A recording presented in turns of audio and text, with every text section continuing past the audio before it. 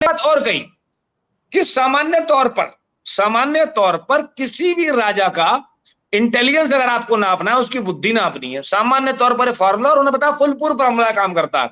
उसके आसपास के लोगों पे एक नजर डालिए, आपको राजा की बुद्धि का पता चल जाएगा उसमें कितनी बुद्धि है। और राजा जी के आसपास के लोगों में एक नजर डालता हूं अभी, आरबीआई को गवर्नर सबंते काबिल आदमी रघुराम राजन हो, जो रिसेशन से इंडिया बाहर निकाल के लाया हो, जहां पर रिपोर्ट लगी भाई मनमोहन सिंह की चाय मत निकाली हो, बाय निकाल के बाहर कर दो, एमए हिस्ट्री अजित पटेल बनाए दो आरबीआई गवर्नर। गुआ हेवड़ में जाके आज भी लेक्चर ले लो, बात वो कभी ना आ रही, इंटेलेक्चुअल आदमी। अच्छा साहब, कौन कौन उसके बाद कहां कहां बना, फिर कौन सबसे बड़ा लाभकारी उद्योगपति कौन है? अडानी, अंबानी। जे एक नजर अमित शाह, जे नजर मोटा भाई, इन पे एक नजर डालिए, इनके आसपास कैसे लोग बैठे हैं, जो बता रहे राजा में बुद्धि कितनी है। ये फुल प्रूफ फॉर्मूला है। राजा के आसपास के लोग और जे सरकारी अधिकारी जो खुली डकैती मार रहे हैं, इन्हें सबंध में पता है राजा जी देश लूट रहे, तू जा लूट में चौ पीछे रह रहा है, बहती गंगा में जब सबने हाथ धोए 10 साल तक, तू अपने हाथ धो ले। जो कोई अधिकारी को आज की डेट में देश से कोई मतलब ना है।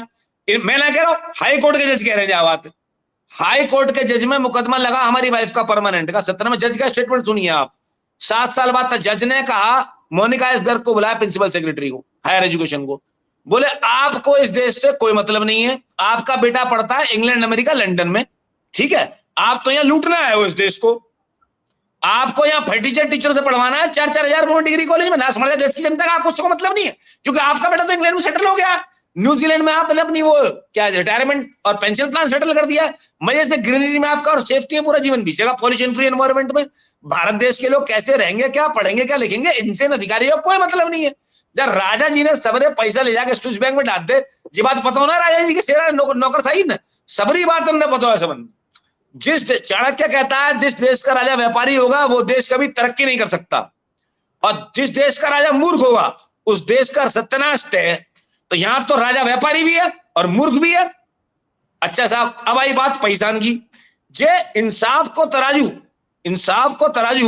क्या कहते हैं कि इंसाफ का तराजू हमेशा एक पैरेलल तुलना करता है, लेकिन ये व्यापारी राजा हमेशा हर चीज को लाभ और नुकसान के दम पे तोलेगा और हमेशा अपनी जेब गर्म करेगा और जनता की जेब खाली रहेगी और देश का सत्यानाश मरा रहेगा। हर देखिए, चाणक्य ने यह कहा है कि परिवार का नाश मारने के लिए कोई 2-4-5 लोग चाहिए, एक नालायक पुत्र पूरे परिवार का, पूरे कुल का और पूरी उसकी गरिमा को नष्ट कर देता है। यहां एक नालायक राजा पूरे देश का नाश मार देता है और वो देश फिर कभी खड़ा नहीं हो पाता दुनिया के सामने। तो आपके सामने हम शायद बहुत अच्छा काम कर रहे हैं, सुबह से अच्छी डिबेट कर रहे हैं, लेकिन अभी टहने और पत्तों को ही छांट रहे हैं हम। एक छोटा सा उदाहरण है, भगवान बुद्ध तथागत अपने भक्तों के साथ जा रहे थे, रास्ते में एक कांटा लगा, कांटा इतना बुरा चुभा भगवान बुद्ध के पैर में कि उनका पैर खून हो गया, 5-6 जगह से पैर फट गया, क्योंकि कांटा मल्टीप्लाई तो चला गया, पैर में घुसता चला गया। भक्तों को बड़ा खराब लगा, भक्तों ने कहा महाराज क्या किया जाए, तो इस बबूल के पेड़ को काट दे। उन्होंने इसको काटने से कुछ नहीं होगा तो दोबारा हो जाएगा। तथागत ने कहा इसको काट दो, इसे नष्ट कर दो, इसकी जड़ों में आग लगा दो, तब जाके पेड़ नष्ट होगा। तो मेरे कहने का मतलब है हमारी चीज छोड़ो, ठीक है, बातें मेहनत सब लोग कर रहे हैं, लेकिन शायद हमारे इन बातों को करने से, पत्तों को छाटने से, टहनियों को छाटने से, खराब पत्तों को जलाने से इस वृक्ष का कुछ बिगड़ने नहीं वाला।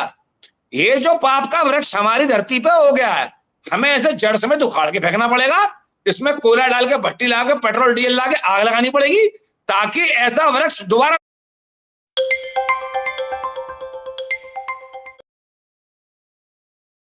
ना हो, हमारे देश का नाश न मार पाए। जी